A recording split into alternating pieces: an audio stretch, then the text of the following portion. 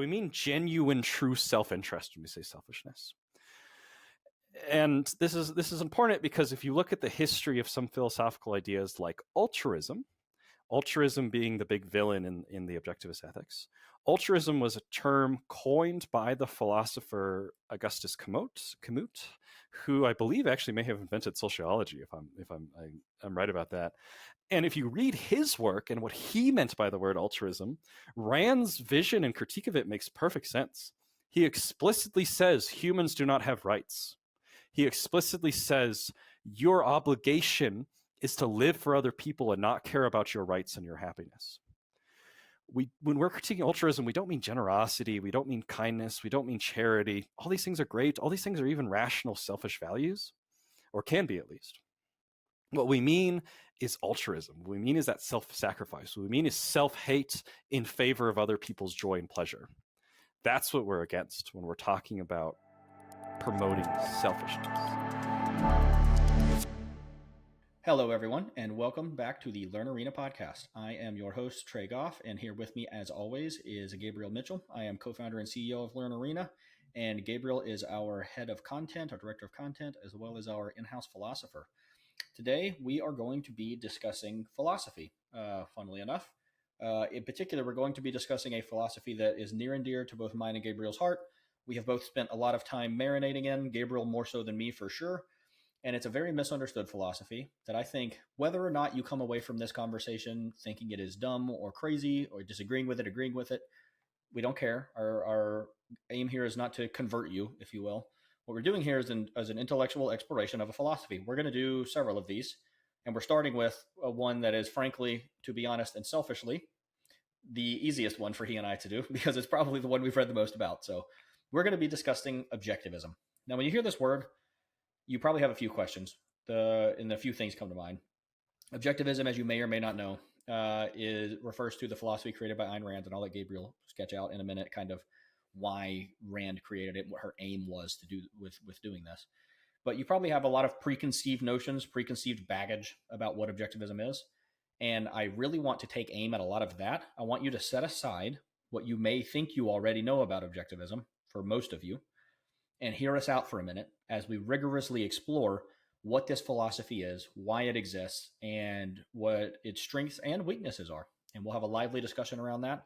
Neither one of us consider ourselves objectivists, like capital O objectivist. I would not use that label, and neither would Gabriel, and we'll discuss why that is in a minute. But let's start off at the basic, foundational, kind of 50,000-foot level, Gabriel. What is objectivism? Who was Ayn Rand? Why did she create this? Yes. So Ayn Rand, who was actually, that was her pen name. Her actual birth name was like Alice Rosenbaum, I believe. Mm-hmm. She was born in Russia and grew up as the Soviets were taking over. Her family was unfortunately a victim of some of this Bolshevik sort of regime changes. Though fortunately she was able to receive at least some education and not immediately get thrown in a camp or something like that. Growing up in this environment, she began to simply just question, why is all this suffering happening? What is going on? And more fundamentally is, what are the ideas that are motivating these problems? Not just, why is this guy being an asshole or whatever, but what are the foundational philosophical convictions that these people hold that are leading them to do these horrible things? At some point in her life, late teens, maybe early 20s, she escaped the USSR to go to the United States.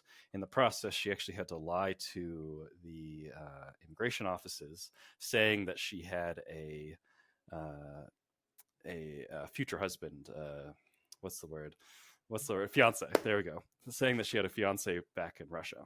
The reason for this was because essentially the Bolsheviks didn't want anyone to immigrate anywhere. They were very much concerned with keeping everyone locked in to control them. And as they slowly kind of eased some of the restrictions, one of the things that could make it easy for you to leave is if you had a reason that they would expect you to come back. And so she had to lie. In some sense, she was kind of an illegal immigrant as a result of this, though certainly justified, escaping the USSR if there's any time where it's justified to be an illegal immigrant. Anyway, Absolutely. So she goes to the United States. Yep. A return to also a running theme that you will find in our discussions that me and Gabriel keep accidentally doing, and I don't know how, which is anti-communism broadly. Oh, yeah. This has become a meme for our podcast for some reason. Yeah, I think anti-communism is definitely a big part of like the Learn Arena brand in general. A lot of what we stand for, which also objectivism stands for, personal excellence, individual liberty, human freedom, uh, promoting your happiness. Those are big values that we have, and values that historically have been in tension with communist ideas. And this was something Rand noticed, is that when she came to the United States and continued her education, exploring philosophy, she got involved in movie production and was actually an extra in a film about the crucifixion of Jesus Christ. She was starting to develop these ideas, which would eventually become a whole integrated philosophy that she called objectivism. And objectivism attempts to answer the core philosophical questions of every branch of philosophy. There's actually a really great interview she did at some point where she was asked to describe objectivism while standing on a foot. I'm not going to word by word do it, but this is essentially what she said. She said that metaphysics, which of course is the branch of philosophy that deals with like the nature of reality, metaphysics is objective reality, or nature to be commanded must be obeyed, or wishing won't make it so. That's the metaphysics. The epistemology is reason, rationality. Or you can't eat your cake and have it too. We'll get into some of the specifics there. Ethics is self-interest. This is easy to misunderstand, but we'll go into it. Or man is an end in himself. And then politics is capitalism, or give me liberty or give me death. Those are kind of the core ones. She also wrote a lot on aesthetics. That's probably the one area where I don't have as much knowledge and wouldn't be able to talk about it as hardcore. But I've done a lot of reading and writing and talking and have worked with objectivists directly in some of the organizations and have a pretty strong grasp of these 4 core components: metaphysics, epistemology, ethics, and politics. And so she did her best to answer the core fundamental questions in each one of those branches of philosophy. She did her best to make sure her answers were rationally consistent and connected with each other without contradiction, and created objectivism, which is the philosophy of Ayn Rand. Awesome. Thank you for that brief overview, Gabriel. You captured kind of the high notes very well. Now, staying at this kind of high level, I, and I'm sure many others in their initial exposure to objectivism, were exposed to this through her fiction works, actually. Yeah. Either The Fountainhead or more popularly Atlas Shrugged, which last I checked, I don't know if this is still true, but last I checked, it was the second best-selling book of all time behind the Bible. Now, it's weird to me, in a way, that the most popular transmissions of this philosophy come in the form of fiction. Now, this ties back to the discussion we had a few episodes ago about the three-body problem and how important fiction is. So I can borrow some content from that here. But I have a question about this more broadly, Gabriel. Yeah. Why did she decide to try to transmit this philosophy through fiction? And why does it seem to work so well? Because I'll subjectively say, I think every like kind of red-blooded young man who's on the right side of the political spectrum has this moment. I read Atlas Shrugged when I was like 18 and went through a hardcore kind of capital O objectivist phase. That book fired me up about the world, basically. So it worked, clearly.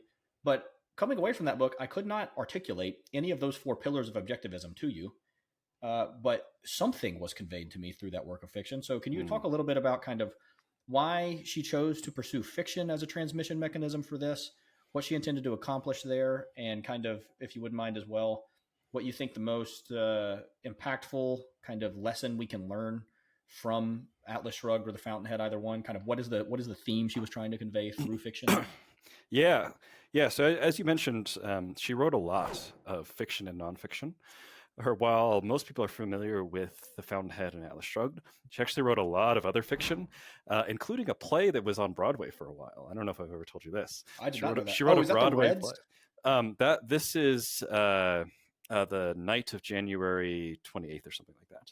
Oh, I'm thinking of the play Rothbard wrote. Yes. Rothbard wrote a play called Mozart Was a Red, and it was kind of, he was poking fun at Ayn Rand and some of her like inner circle and stuff. It's all good fun among philosophers and stuff. But so she wrote a lot of fiction, and she actually wrote some books about writing fiction, how to write fiction, and why she even bothered to do it.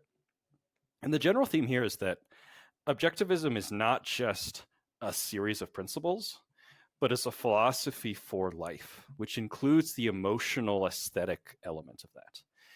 And it happens to be a case that fiction is really good. It's perhaps the only way to capture beauty, and philosophy without beauty maybe isn't worth pursuing.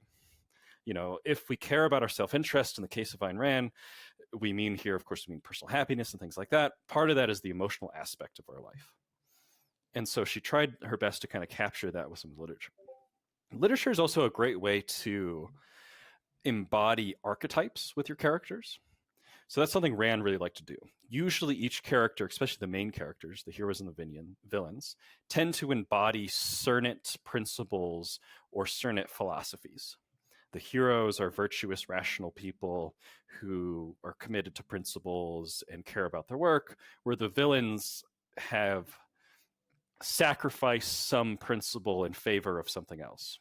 They're collectivists who only care about the community, or they only care about what God has to say, or something like that. Or they only care about making money at the expense of integrity and truth and things like that.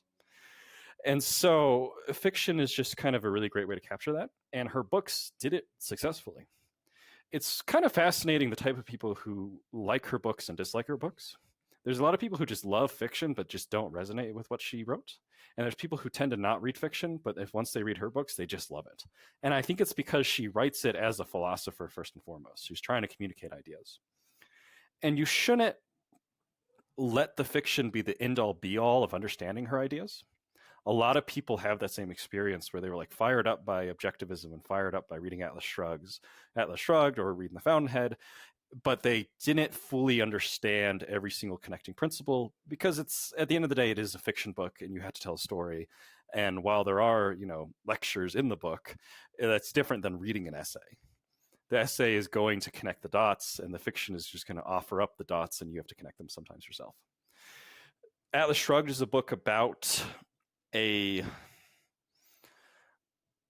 cultural revolution in favor of the producers and the artists and the people of virtue.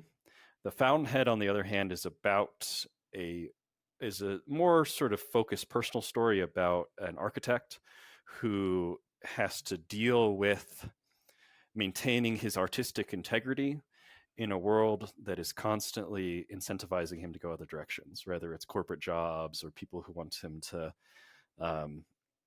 embody certain philosophies in his work or something like that. Both great books, but there's all sorts of other fiction stuff she wrote, and I definitely encourage anyone who's just interested in philosophy to check her out, even if it's some of her shorter stories or plays or something along those lines. Agree completely. I think a great starting point for objectivism, if you've never heard of it or only vaguely heard of it, genuinely is either Atlas Shrugged or Fountainhead. And you'll find a lot of people split on which one they recommend. I like Atlas Shrugged much better. Some of my friends like Fountainhead much better. It's a coin toss, basically. They're both long books. They're dense. They're great reads. They're page turners. So I'd highly recommend starting with one of those two books for sure. Now, Gabriel, let's imagine we're in a Hank Rearden built train for a minute. And let's make a few high-speed runs and with a few stops at the four kind of key pillars of objectivism you mentioned earlier. Yep. Let's start with metaphysics, because I think you have to start there. The principal claim here seems to be that like objective reality exists, more or less. Yep. And a lot of those words have a kind of deeper meaning.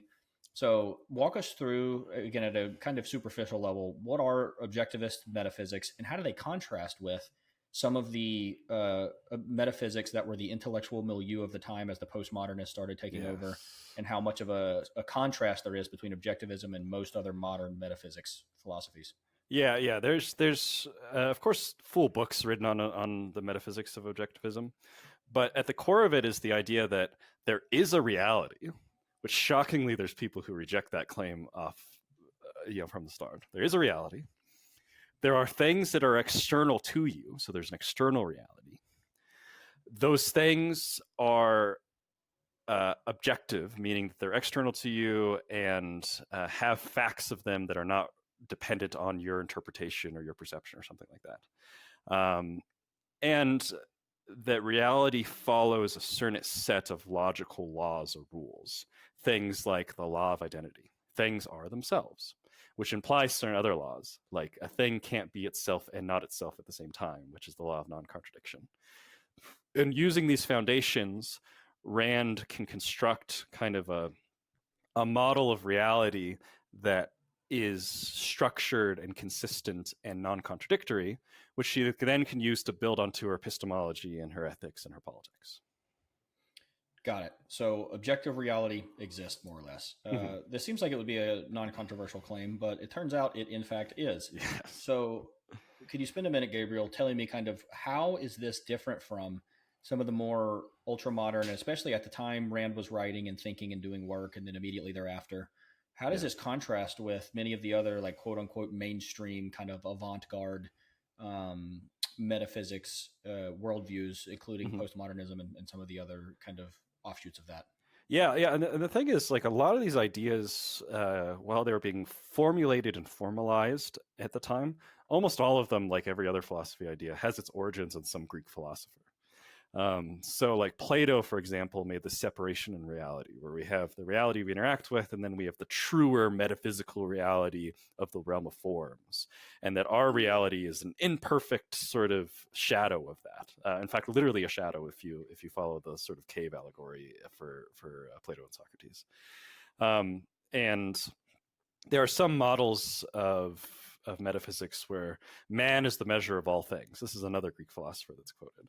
This is idea that, for some philosophers, this is an idea that things only exist in your mind, or things only exist while you're looking at it, or things only exist because people exist, or something along those lines. And you can see kind of off the bat why someone might entertain those ideas. They're very curious, and without a strong epistemological foundation to back up your metaphysics or to relate to your metaphysics, it can be hard to sort of justify. Where, like, I say, this table in front of me is real. I can touch it. I can feel it. I can see it. I can smell it. I can taste it if I want to take a bite out of the table for some reason. But does that mean I have 100% irrefutable, irredeemable proof that this table's in front of me? And when we get to epistemology, we talk about what proof even means, these sorts of things. But that challenge right there is what gets relatively smart people to start questioning and thinking, like, oh, okay, well, maybe it's not there. Maybe we're in a simulation. Maybe it's just my mind coming up with it. None of which, of course, are actionable visions of metaphysics. No one actually walks outside thinking, oh, this road in front of me is not real. They drive on the road expecting it to be real. But there are understandable reasons why someone might come to that direction. And there's also, unfortunately, psychological reasons why someone might come that direction. It's easy to justify your worldview if nothing is real anyway, and nothing's true anyway. You could just believe whatever you want. So, you would have to write books and books talking about why certain ideas and specific philosophers believe these things. But as a broad stroke, I think that's really what's going on, is like, they were taking ideas from past Greek philosophers and entertaining them, but taking that entertainment to a point of belief while rejecting the idea of belief and truth in the first place. Exactly. In fact, I'll add one more thing here. There's another category of error that objectivism handles quite well, that is a more modern category of metaphysical error that a lot of kind of pseudo-intellectuals love to latch onto. And they'll use a few kind of fringe ideas or hypothetical ideas that are kind of thought experiments from physics and try to use this to justify what I would call radical subjectivism. All I mean by that is the view that literally everything is subjective because effectively objective reality is not real. There is no objective reality. A few examples of this are the Boltzmann brain hypothesis. So first, this is a hypothesis that says, I'm going to oversimplify, okay? But basically, the hypothesis goes as follows. If the universe is infinite, meaning quite literally, it goes on without end, okay, the actual classical definition of infinite, it follows from that then that there are fairly random arrangements of matter throughout the universe. And in fact, given infinity, the probability that somewhere out there floating in the vacuum of space, there is not only your brain, but everyone's brain basically floating out in the ether, actively hallucinating everything that's happening that you think is happening right now. Probabilistically, that ends up being true because the denominator on that probability there is infinity. So by definition, everything ends up being true. This is called the Boltzmann brain hypothesis, like a brain in a vat hypothesis, basically. There are a couple other versions of this. Another one is a just brutal misunderstanding of some interesting findings in quantum physics. where researchers, it has to do with the interaction effect. So researchers find that it's hard to measure things at the quantum level, and that interacting with and like trying to measure things at the quantum level causes changes in them. People then like radically misinterpret this. This is a very basic finding, by the way. Let me put this in an analogy to understand why this is an error. If you're measuring something at the quantum level, we're talking about at the electron level or smaller, any measuring device you're using has to interact with it in some way to measure it, right? So like if I'm measuring something, for example, if I'm measuring the wavelength of light, well, a photon has to bounce off of something and then come back to me. And the wavelength at which it comes back to my monitoring device gives me the measurement of the wavelength of that light, right? Well, that photon had to bounce off of the particle you're trying to measure. And in bouncing off of it, altered it somewhat because things are so small that it's impossible to measure them without interacting with them. You can imagine, right? If you blow this up at scale and you imagine subatomic particles are like billiard balls, you have to use the cue ball to measure them, to figure out where they are. And in interacting with them with your cue ball, you're changing them. That's all it means. It's a very simple finding that if you blow up the analogy, makes perfect sense. Well, people extrapolate this into wild conjectures that like nothing exists if you're not looking at it. If there is no observer, there's nothing outside the observer, and the observer has to view things for them to exist. I point this out to say these things are patently false, even from a physics perspective. They're just misunderstanding the physics findings. And people use these things to justify radical subjectivism, which objectivism stands in stark contrast to. So let's now talk about what the implications of objective reality being real are. What kind of epistemology does this lead us to? And what does epistemology even mean in the first place? First of all, just a sentence or two, if you don't mind, Gabriel. Oh, yeah, absolutely. Epistemology is the philosophical study of knowledge. That's what we're trying to define. What does it mean to prove something? What does it mean to know something? What does it mean to know something is true or false?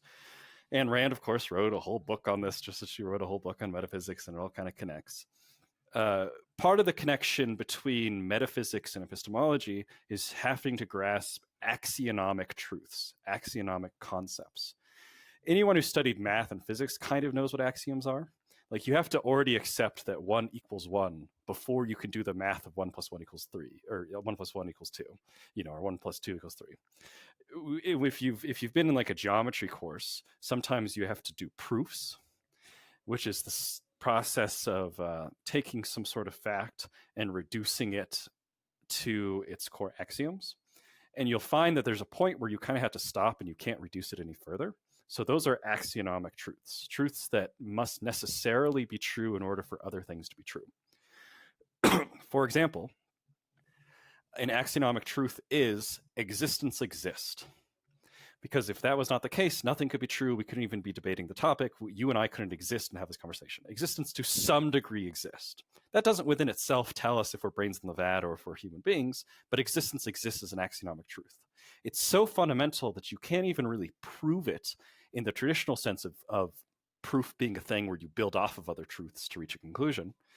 But it's like self-evident and I would say obvious, but some people still want to reject fundamental truths. But it's self-evident is kind of the term. So existence is one of those things.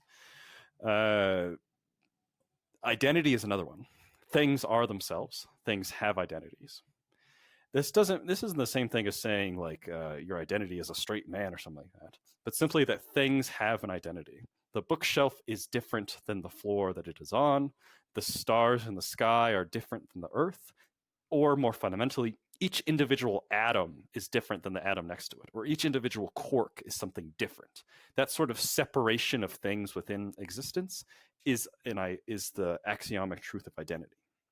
Another axiomic truth that objectivism asserts, that is maybe probably the most controversial one, is the existence of consciousness. Now, defining consciousness is a whole separate podcast. We can have all sorts of conversations about the implications of like free will and stuff like that.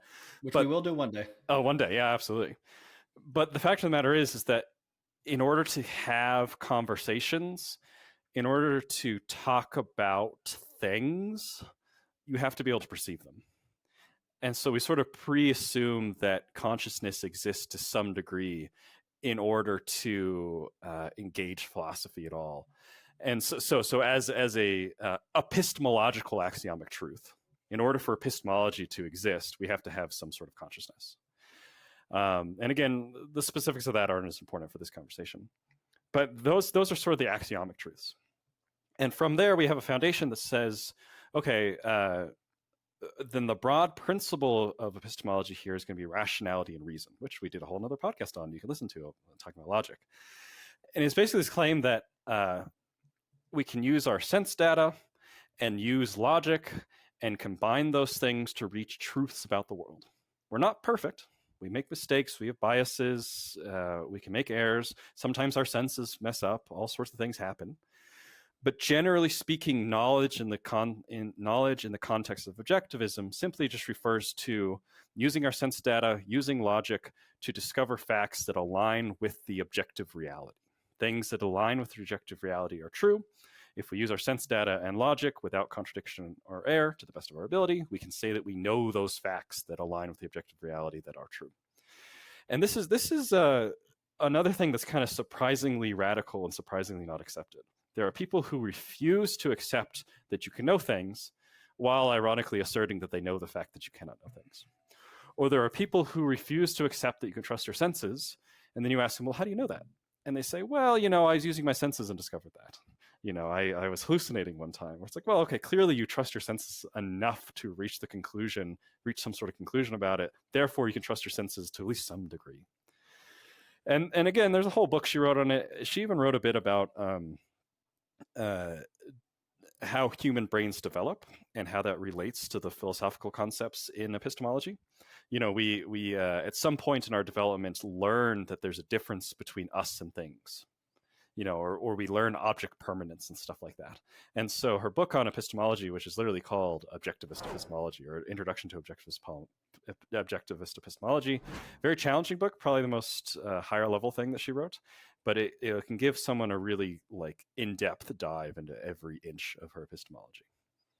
Beautiful. Now, I want to take a brief digression into a bit of a cul-de-sac, and I don't want to spend too long on this. I just want to let you answer it directly. Sure. I have encountered a type of guy, and this type of guy has come up a few times on this podcast, but I want to tackle it from an objectivist angle now.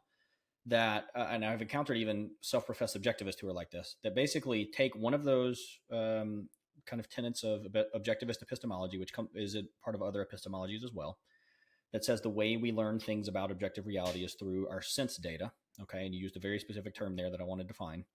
And they take this to mean anything that is I cannot verify with my direct five senses is suspect. They take this and apply it broadly to form a bit of a radical skepticism. They use this to dismiss entire swaths of modern both hard science and soft science research, among many other things. They transform this epistemological axiom, which is found in objectivism as well, to justify what I would call radical skepticism, radical contrarianism, right? Like nothing is true if I can't measure it.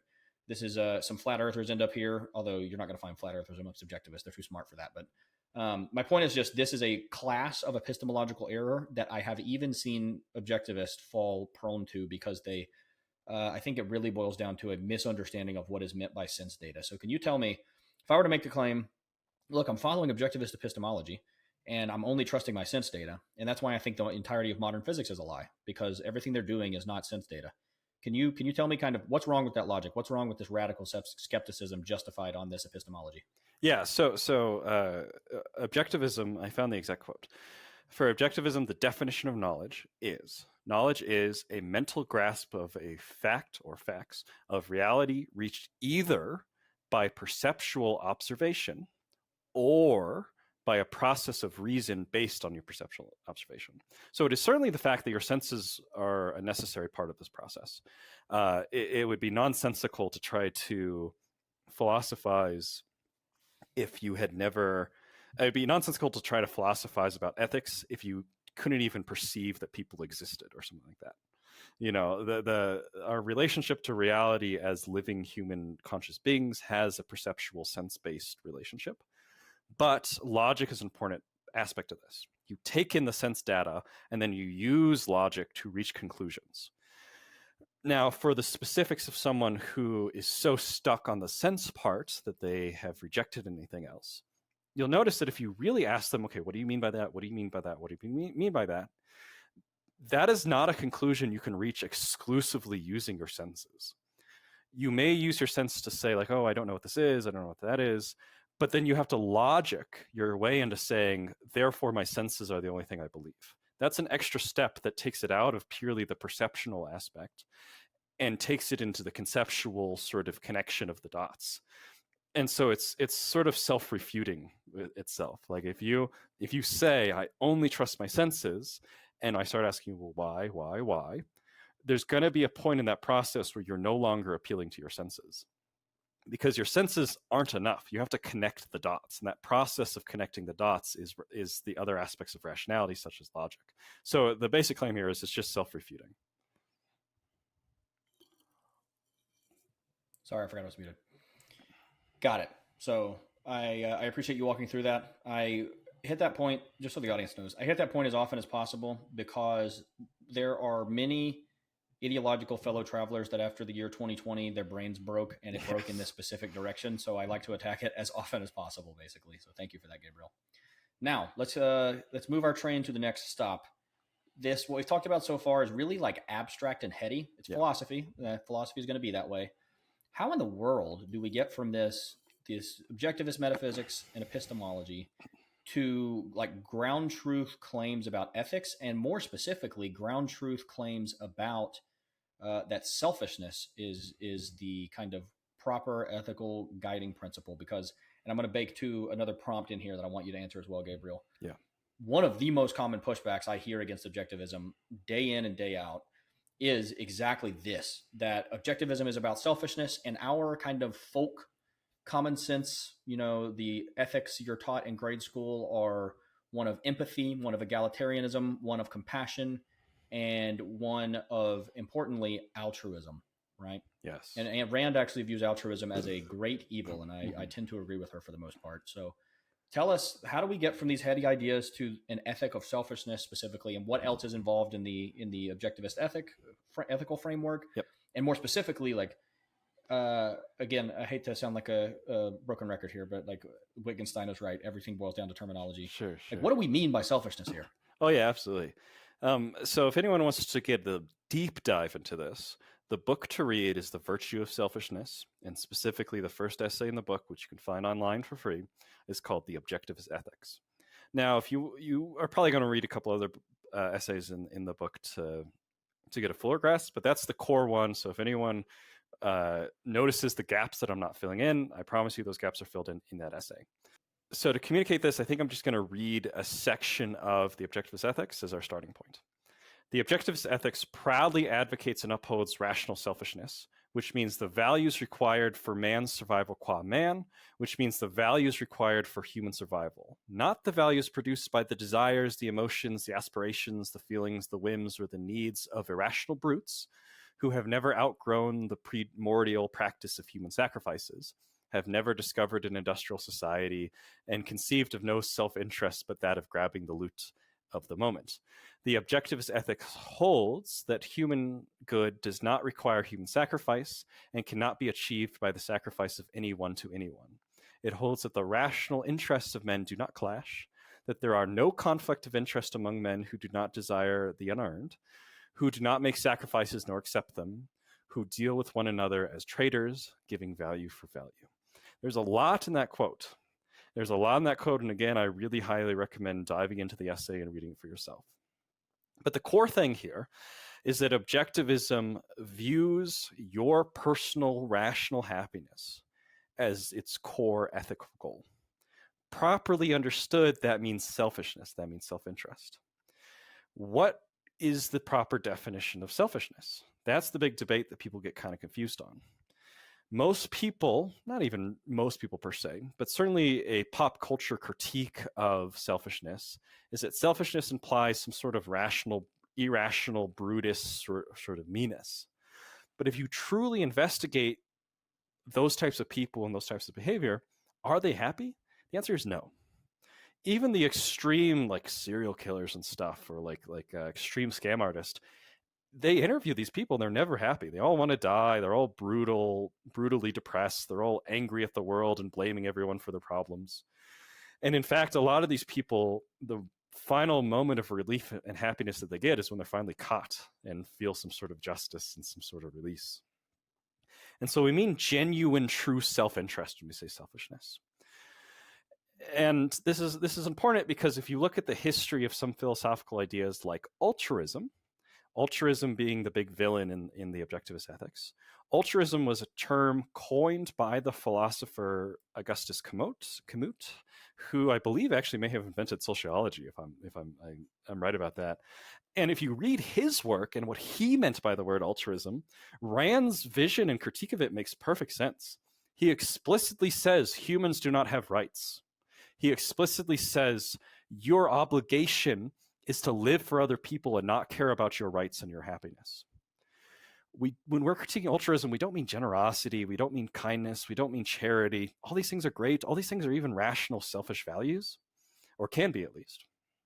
What we mean is altruism. What we mean is that self-sacrifice. What we mean is self-hate in favor of other people's joy and pleasure. That's what we're against when we're talking about promoting selfishness. And of course, Rand intentionally chose the word selfishness, not only because in the strict philosophical definitions of how philosophers talk about these words, it's true, but because of how uncomfortable it makes people feel. If someone says to you, hey, you should be more selfish, and you squirm a little bit, and you feel kind of strange inside, you should investigate that feeling. At some point, whether it was your cruel mother or an abusive church leader or a mean socialist government professor or something, at some point someone said to you, your happiness doesn't matter, other people matter more than you. And it's that feeling that she's trying to combat aggressively with her language of leaning into selfishness. Selfishness. Again, specifically rational self-interest based off of a certain vision of human nature and things like that. But selfishness is at the core of it. Got it. Now, let me challenge this a little bit from a kind of lay perspective. I think I'll speak for a few different members of the audience here. I think we all had this experience. I was this guy at one point, unfortunately, which is you originally get fired up for objectivism. You do what I did and what many young men specifically for some reason do. You read Atlas Shrugged, then you go read a few of her other nonfiction works to understand the ethic better. You go read The Virtues of Selfishness, which is a fantastic Rand work. I advise you all to read it. And somehow, what you just said somehow gets lost in translation, and you end up becoming, to your friends and your social network, a bit of a monster. I know I myself did this for a little while until I cooled off and found the error of my ways. And this is a meme almost. I've seen memes about this amongst politically active circles of like, oh no, the 18-year-old just read Atlas Shrugged. Don't talk to him for a few years and come back later when he'll actually be nice again. And this idea of rational self-interest gets misconstrued as basically, I don't have to care about others' emotions. I don't have to care about how my actions impact others because all I care about is rational self-interest. And it ruins relationships. It ruins friendships. It did both of those things for me. And I'm sure this has happened to many other people.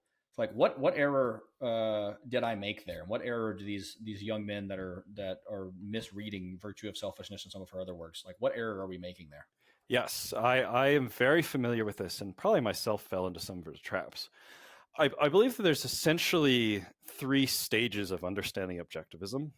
The lowest stage is the critic who's not even going to bother to read it, who says something crazy like Rand advocates for you to steal from people, or Rand was a white supremacist, or something crazy like that. That's the lowest tier total misunderstanding. But then you actually read a little bit. Maybe you just read Atlas Shrugged, maybe read 1 or 2 essays, maybe you hear one interview she did back in the 40s or something like that. And you start to piece it together, and you either misunderstand her ethics in 2 different directions. You either interpret her ethics as a form of deontological ethics, where there's like a strict set of rules and you have to respect rights to this absolute and nothing else matters but like the non-aggression principle. Or you misinterpret her ethics into the direction of irrational selfishness, where your pleasure is the only thing that you care about. Or it's essentially a misinterpretation of her work as a type of hedonism or something along those lines. But she's saying something different. She's specifically building off of Aristotle and advocating for a type of virtue ethics, where your happiness is the sort of foundational motivating principle, but the ways in which you do that have an objective standard to it. That doesn't just mean do whatever you want, be mean to people. It means follow the virtues. Justice is an important virtue. An important part of justice is treating other people with dignity. And you'll find that when you take objectivism into the direction of this false interpretation of this sort of irrational selfishness, you find that you're not really all that happy. You start to lose friends and you start to lose relationships. And maybe you have some aspect of yourself that's starting to heal. Maybe you learn to be more self-assertive or something like that. But you're damaging other aspects of your life. And if happiness, if true self-interest is the goal, well, part of that is having healthy relationships with people. Part of that is giving people intellectual charity and taking the time to understand what they actually mean instead of just denouncing them as irrational, immoral people or something along those lines. And so, yes, it's a misunderstanding that I think comes from not grasping the full interconnecting parts of the philosophy and just taking a few kind of inspiring bits and running with them. Which is why it's so important that if you want to understand objectivism and you want to be an objectivist, you have to read as much as possible. It requires study because there's a lot of connecting dots here that if you get one of them wrong, you're at the very least not an objectivist, but you may also go in a strange, unhealthy direction. Completely agreed. Thank you for pointing that out because I want to avoid our readers. A nightmare here would be we expose someone to this wonderful philosophy and then they go explore it and they end up in that trap. So I wanted to cut them off at the pass there. If after reading The Virtue of Selfishness or some of her other works, you find yourself being mean to people, please come find me and Gabriel in the Discord so we can set you straight because that's not correct. That's not correct objectivism at all.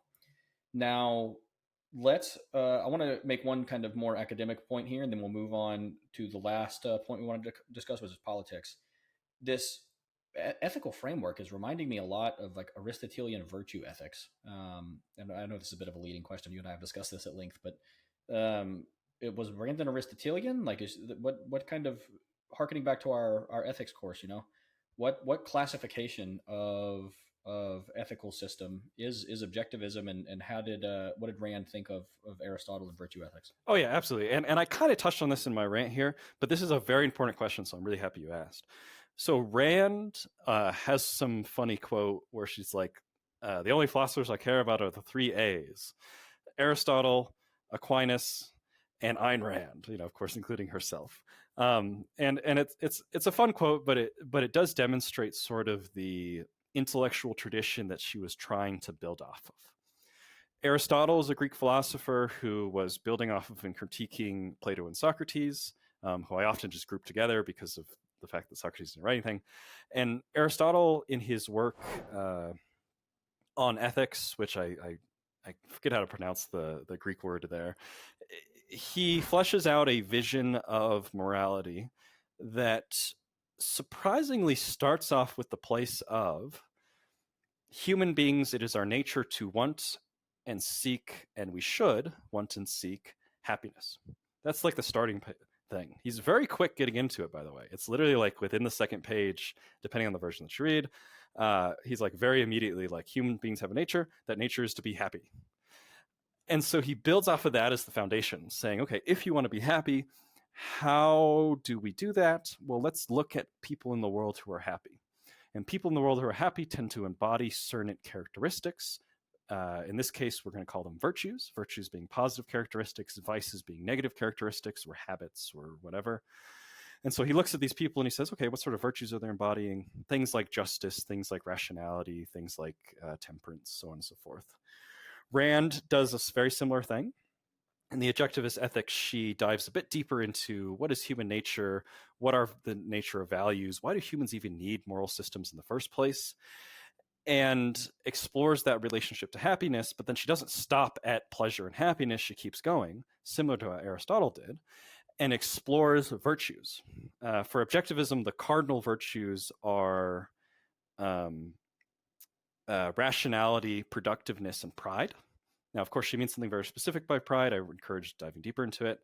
But, and these values coordinate with the core essential, or these virtues coordinate with the core essential values of reason, purpose, self-esteem.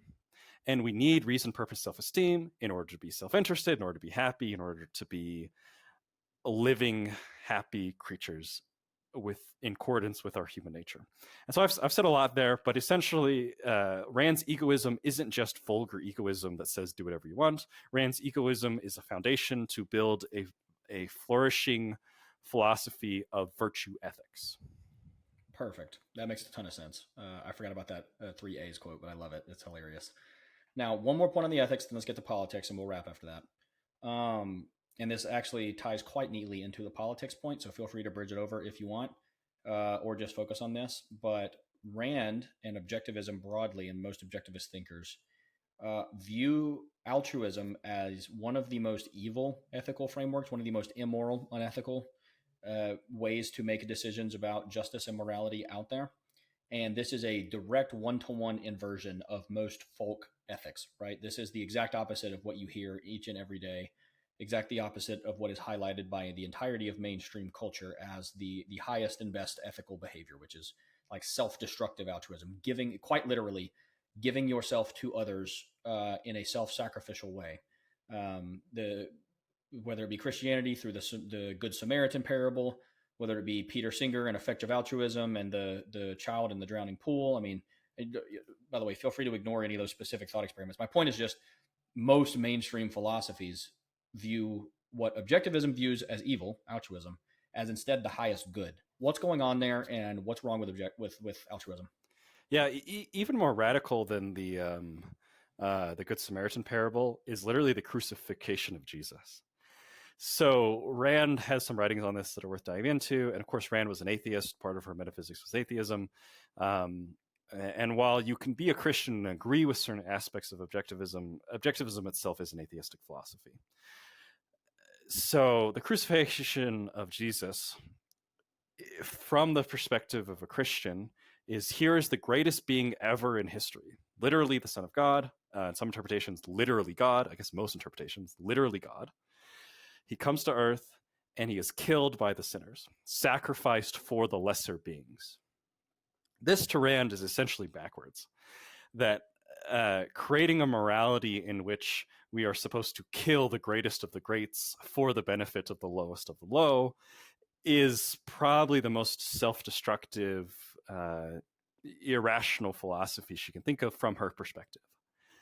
And you can see that in relation to the politics. Creating a philosophical foundation for like communism requires something very similar to this sort of crucifixion, where you look at the heroes of industry, the capitalists, the people who produce, and we say, actually, no, you're a villain. Actually, no, all of your stuff belongs to the poor people who haven't worked for it, or something along those lines. And politics is much more complicated than some sort of Jesus analogy or something like that, right? Rand wrote on economics and worked with economists to kind of flesh out her ideas a bit deeper. But the politics that she believed was capitalism. She believed capitalism because part of her belief in virtue and self-interest was respect for the virtue of justice, which includes respect for private property. Individuals, in order to be free to pursue their self-interest, need to be able to do it in a way where they're not interacting with other people's freedom or hurting other people's freedom to pursue their self-interest as well.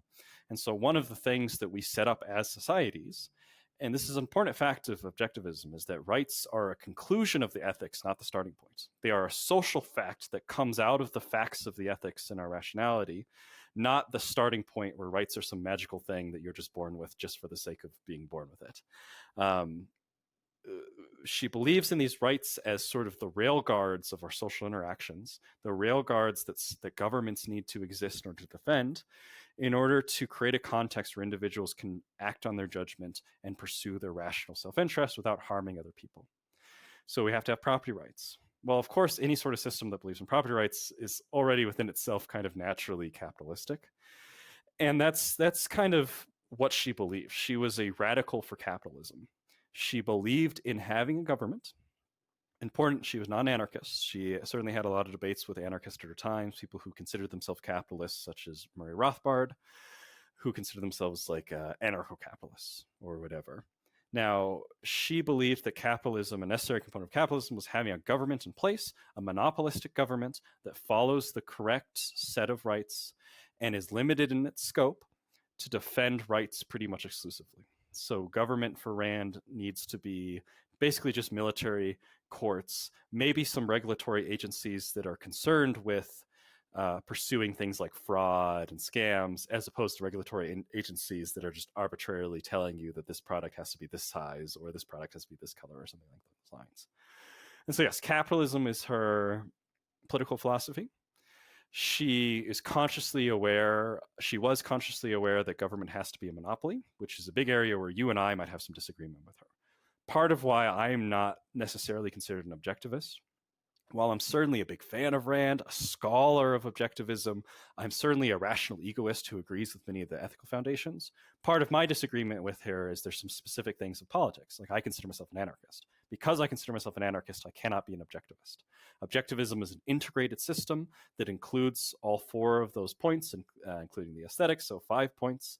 And you have to kind of agree with the central themes of each and their connecting dots in order to be considered an objectivist in the proper capital O objectivist sense. You could still be a fellow traveler, you could still be an egoist, you could still be a rational egoist, you could still agree with components of it, but if you are like me and are an anarchist, you're not technically an objectivist. And so yes, capitalism is the political philosophy of Ayn Rand, which is motivated from the self-interest ethics, and the self-interest ethics is motivated from the epistemology and the metaphysics that has certain theories of human nature and how humans ought to be, and so on and so forth. It's this big connecting system that at its end leads to capitalism as the answer to how should we organize society and how should we use these ethics in interacting with each other as a society. Absolutely. The way the entire system from the foundation up ties together is absolutely beautiful. Now, let me make 2 points, and then I want to ask you, I want to work through an exercise with you, Gabriel, and then we'll do a couple little odd and end things, and then we'll wrap. So the first point I want to make is a very simple one, which I'll leave a little space for you to talk about just a little bit, Gabriel, which is, you just mentioned that because it is a coherent system, a cohesive system, that there's almost a bit of a downside of that, which is if you don't buy the whole package, you're effectively excluded from it. And all I mean by that is you could buy objectivism from the metaphysics all the way up to the politics, except you have a disagreement about minarchism versus anarchism. An objectivist will castigate you as not being an objectivist, and you're not invited to their parties anymore, and you're not with them anymore. I would just make the point that be careful with this. And I have many friends in the objectivist world, including an acquaintance of mine who's the CEO of the Ayn Rand Institute. Even, I mean, I have a huge amount of admiration for many objectivist and objectivist organizations. With that caveat, there's a lot of infighting within objectivism because the system is so soup to nuts cohesive and comprehensive that we end up in the fights of the narcissism of small differences, is what it's called, where people will get in like brutal fights and entire organizations have split and dissolved over the most minute, arcane philosophical differences from the exact letter of the law that, so to speak, that Rand laid out. So first thing I would say, and I'll give you just a little space to respond to this, Gabriel, because you and I have talked about it before. Do you think that really, what I've just mentioned, the comprehensiveness of the philosophy is the cause of so much objectivist infighting? Because I will say the one downside of separating out the philosophy, right, from the objectivist movement, if you will, like people who, capital O objectivist, is that it's marked by an enormous amount of infighting. Yeah, it's certainly a challenge. Now, technically, this is a challenge of any ideology, any political movement. The fact of the matter is we're human beings, and human beings make mistakes and have certain emotional issues and biases that they're dealing with. If anyone's curious about some of the big splits that have happened in objectivism, Google terms like closed objectivism versus open objectivism. And you'll see some of the debates of figures, usually after Ayn Rand died, who were kind of debating like, well, is objectivism just purely the things that Ayn Rand said? Or is it a broad sort of collection of ideas that you can kind of take in different directions? All sorts of interesting debates. I typically understand objectivism as this closed system, as being basically just the things that Ayn Rand said, excluding non-philosophical claims she may have made about like art or whatever. And it comes with challenges, but it also comes with some strengths. When you have that level of ideological cohesion after you've, excommunicated the people, you can really protect the integrity of the belief. One problem with bigger tent kind of libertarianism is that it's always going all these different directions.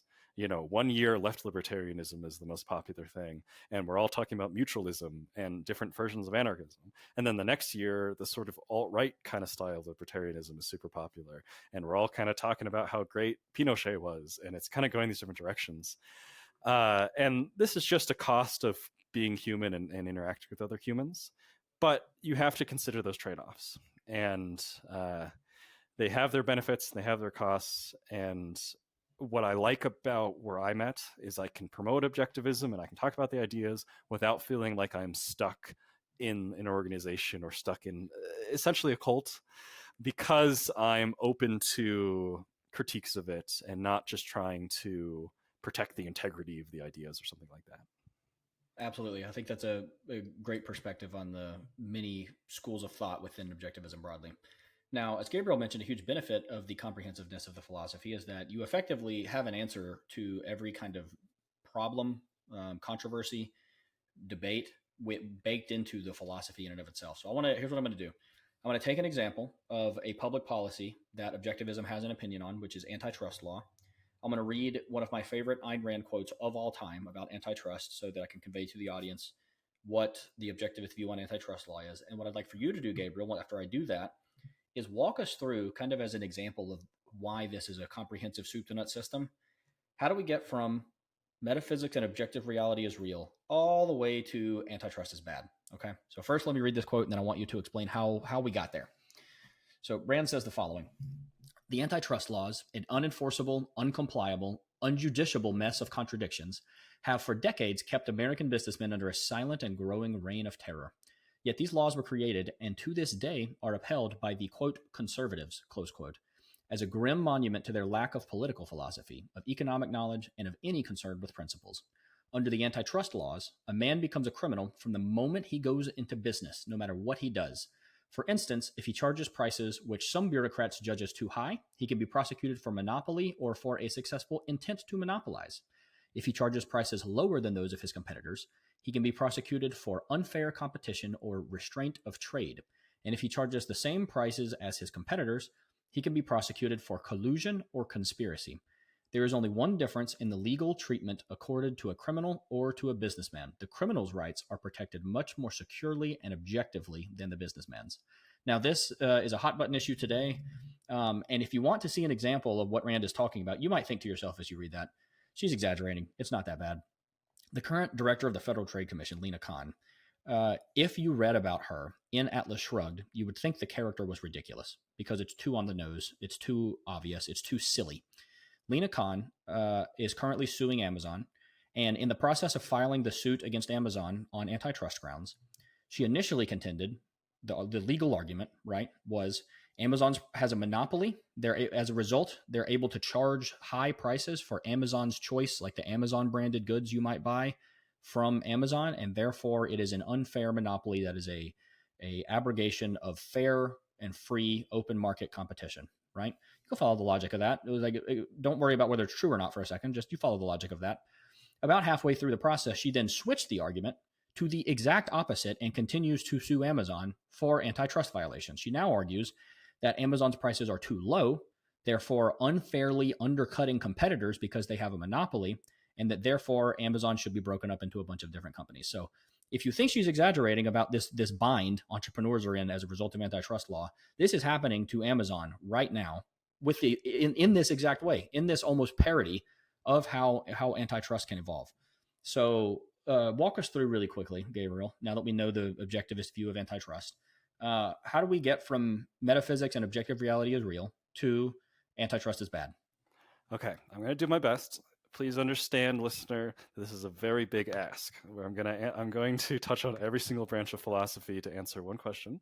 I highly encourage reading the books to fill in the gaps that I may skip over. So the first claim here, objective reality is objective. Things exist independent of you, which implies certain facts. Things have an identity, things have a nature. We'll return to that. Things have a nature. This also implies certain facts that there are conscious beings interpreting reality.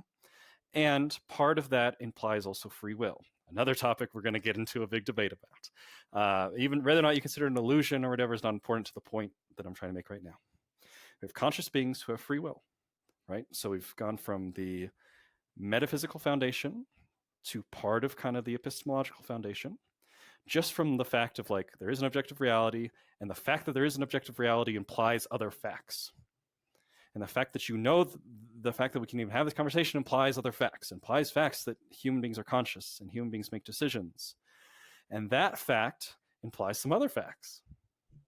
Notice that we're doing here is a type of not deduction, but induction. These facts kind of imply this fact, which imply this fact, which imply this fact, which implies this fact. We're following kind of a chain. So there's objective reality, and that objective reality has entities that have separate natures, and there are conscious beings included in those entities that has its own nature, and those conscious beings interpret facts of reality and use sense data and logic to reach conclusions. Now, what's unique about humans is that the process is not automatic. The raccoon that you saw the other day eating your garbage was acting on pure impulse. It was closer to like a rock falling down a hill than it is to a conscious, free-willed human making decisions. Of course, there's a gap, a rock and a living being are different. But what's unique about humans is that we have to decide things using our will and using our rationality. We have to decide what to value. We have to decide, do we value our happiness or not? Do we value other people's happiness? Do we value rights? Do we value this and that and that? And so we need a foundational principle to motivate and answer the question, what do we value? Our values kind of relate to each other. I value the food that I ate because I value the energy that it gave me, because I value being alive. Now, being alive for Rand is probably the most foundational value that there is. Our life is within itself the value. The fact of the matter is, as human beings, we have to choose what to value. And the foundational value that should motivate those choices is our life and our existence and our thriving and our flourishing. If you disagree with that, simply ask yourself, why have you not killed yourself right now? You can always opt out. So you must to some degree agree that your life has at least some value. So that fact motivates what do we value. Okay, we value our life, we value our happiness, we value our flourishing. That means we need to value, we probably should value rationality, because in order to figure out what food to eat and where to go during the day to survive, we need to have an epistemological model for evaluating the facts of reality and how they relate to that core value of our life and our survival. We also need to value productiveness. That's another value which then leads, a value of producing, which leads to the virtue of productiveness. We need to value being able to take the things in nature and use them to promote our survival. Even if it's just the productiveness of pulling an apple off of a tree, you have to value that if you value the core value of your life. We also have to have the virtue of pride, which corresponds with the value of self-esteem. And I get there's all sorts of debates like how exactly do we define pride? But at the core here is just if you want to survive and if you care about your happiness, well, then you have to care about yourself in general, and you have to start developing healthy mental states. Survival is not purely food, it's also a mental process. It's also an emotional process. And so that's what we're getting at when we're talking about the values and virtues around self-esteem and pride. Another virtue is the virtue of justice, as I mentioned. Part of the virtue of justice is the question of how should we treat other people and how should we interact with each other, which leads us to the questions of what sort of rights should we have. For Rand, she's a firm believer that having a system of capitalistic property rights in which individuals own the product of their labor and can trade it with other traders consensually, dealing with each other as traders, dealing with each other exclusively voluntarily, that's kind of her vision of rights, which leads to the politics of capitalism. This is why antitrust is a problem for Rand. Is because if we believe in all these other things, if we believe in objective reality and rationality and facts of our human nature, and those facts of our human nature imply certain facts about what we should value and what sort of virtues follow from those values, and one of those virtues is justice, then antitrust is anti-justice. It is a violation of individuals' freedom to have their property and do what they want with it, as long as they're not violating other people's property. Putting your prices low or putting your prices high or beating competitors does not violate their rights. It does not stop anyone from acting on their rational judgments. It does not force anyone violently to go out of business. It is simply competition. It is simply an extension of justice and voluntary interaction.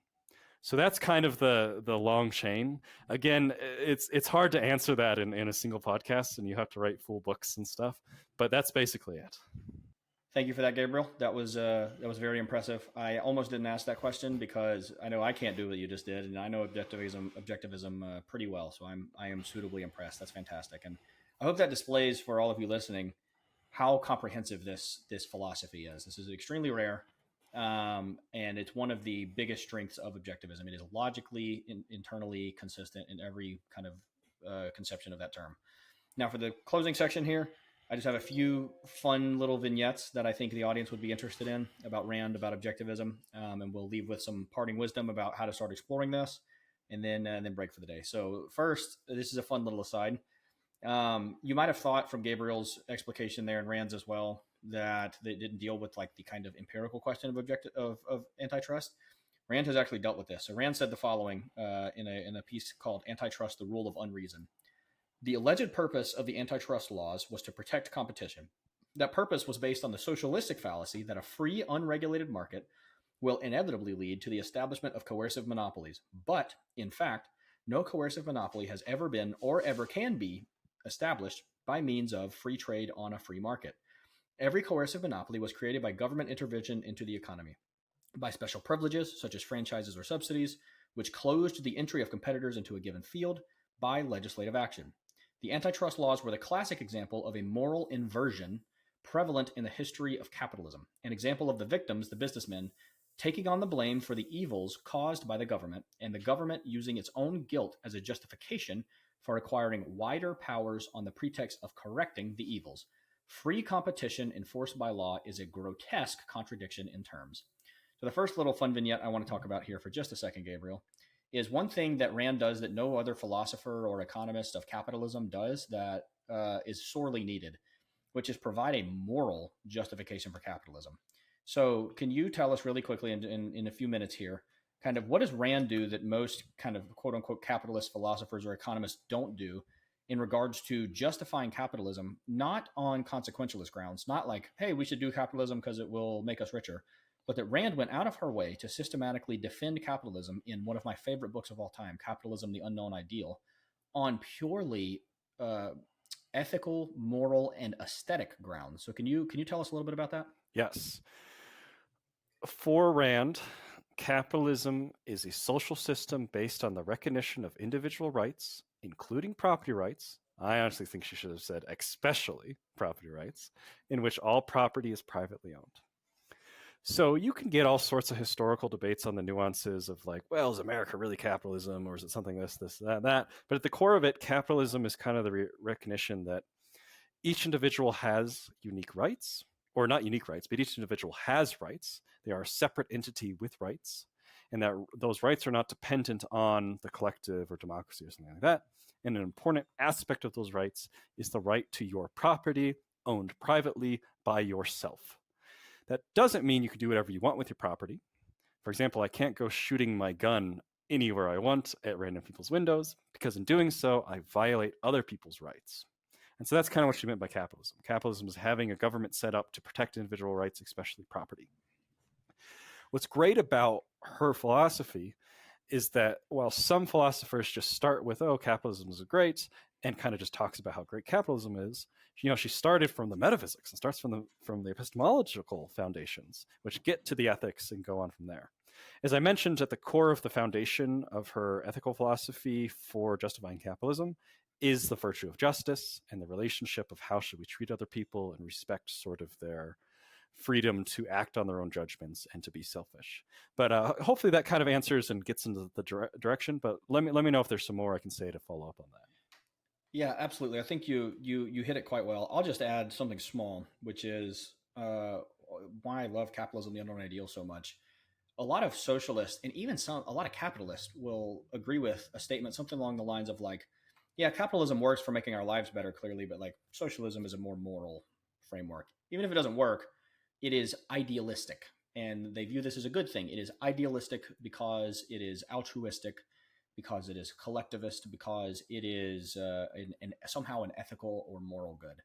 And Rand goes out of her way to say, no, actually, set aside the consequences entirely. Set aside the consequentialism of capitalism and making the world richer.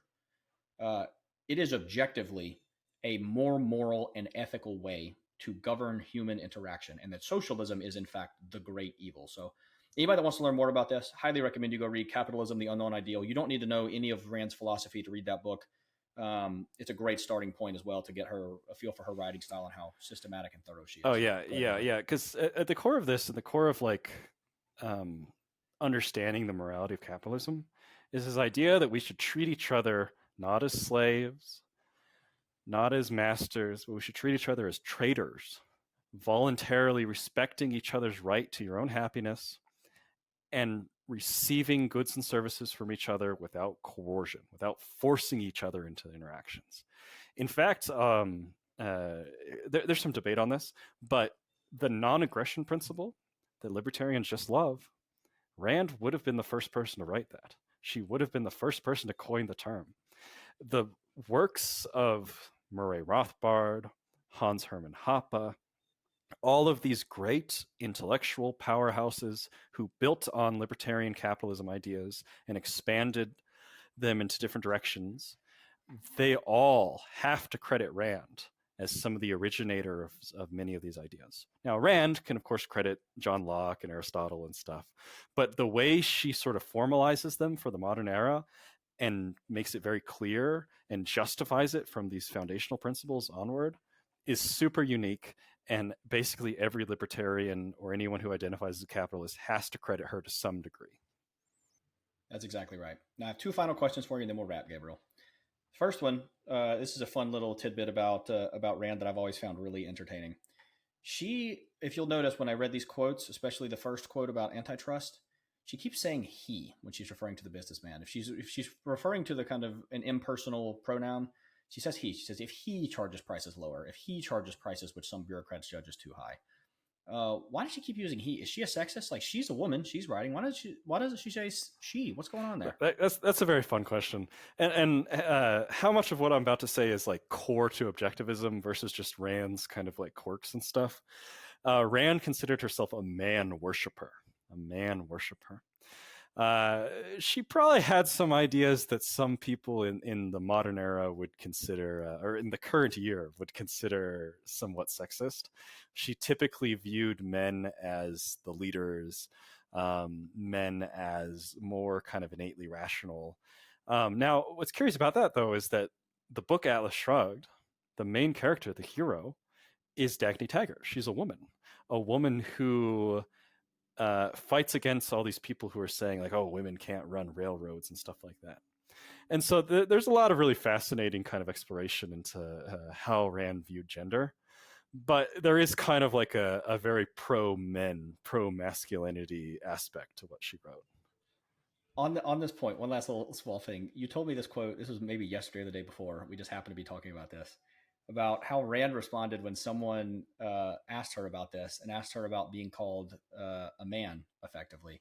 Someone called her a man derisively. What was her response? Yes. Let me grab the exact quote because I also think it's super funny. There's all sorts of like stories of people assuming Rand was a man, because like Ayn Rand isn't really like clearly a feminine name. In fact, it was a fake name, as mentioned earlier in this podcast. And there's even a funny Simpsons bit where one of the aunts is like reading The Fountainhead, and they're like, "What's The Fountainhead? Isn't that weird rightist book?" And she says, "Yeah, but this hunk on the back," when it shows a picture of Ayn Rand, is so handsome. The exact quote here, let me see if I can find it. Yeah, so there's all sorts of like funny stories and stuff about Rand and her relationship to masculinity, but particularly Nathaniel Branden, who was a lover of hers and a contemporary philosopher, and he wrote a lot of great stuff that's worth diving into. He was asked to write something for a book on objectivism and feminism, both critiques from an objectivist perspective of feminism, as well as feminist critiques of objectivism, as well as kind of the overlaps and stuff. Anyway, he wrote some essay in that book, and he said, quote, "She was always pleased when someone told her she thought like a man, And yet, when asked if she would have preferred to be born a man, she inevitably said, God, no, because then I'd have to be in love with a woman. There's just kind of these like subtle, like arguably sexist sort of convictions she had. And again, how much of that is like built into objectivism versus her own personal quirks and psychological issues is up for debate. But she certainly loved men a lot. Yes, it's one of the funniest little quirks of Rand. She was a character, that's for sure. Now, last thing, Gabriel, and then we'll part. What would you recommend to the lay audience out there who's now sufficiently intrigued enough by objectivism to go learn more? What should they read first? How should they tackle their objectivist reading list? Kind of, I know this is off the cuff, so I'm not going to hold you to this being perfect. Like, where do they start? Where should they start? I have 3 recommendations. If you want to start with nonfiction, you can either start with the Metaphysics and Man-Made, because it deals with some of her metaphysical stuff. And of course, understanding ideas, it's helpful to have the foundation. But most people they're really fascinated by the ethics, and so read The Virtue of Selfishness. So that's the fiction recommendation, is probably Virtue of Selfishness, or the nonfiction recommendation. Now, when it comes to the fiction, I have 2 different answers. Everyone knows or is familiar with The Fountainhead and Atlas Shrugged. Great books, but very long. Truly, you should read at least one of them in your life, and I recommend The Fountainhead more than Atlas Shrugged, mostly because it's more of a personal kind of individual story as opposed to a political story. And so I recommend The Fountainhead. But my third recommendation here is a lesser-known book that Rand wrote, or a lesser-known fiction book that was also a play at some point, called Ideal. Ideal was the name of it. It follows the story of a woman, Kay Gonda, who's like this old-timey actress kind of lady, and she's accused of having murdered someone. And so she goes to seek out her fans who had written her letters in order to receive, refuge or whatever. And so each chapter is her interacting with a different fan and a letter that he wrote her. And each character represents a different vice.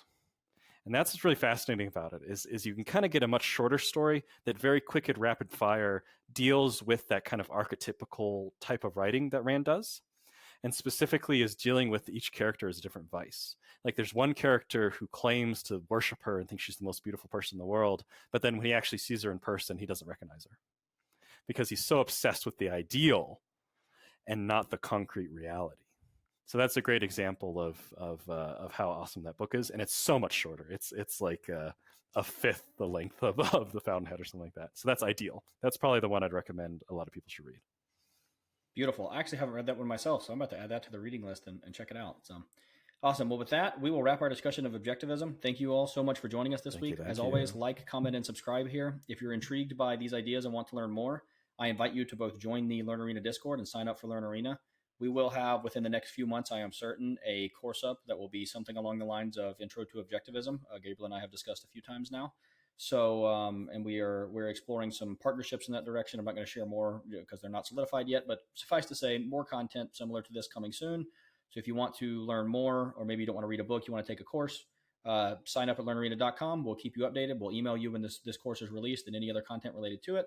If you want to discuss it directly with us, please join the Discord, and we will be there and happy to discuss objectivism with you. So thank you all so much for your time, and I hope you have a wonderful day.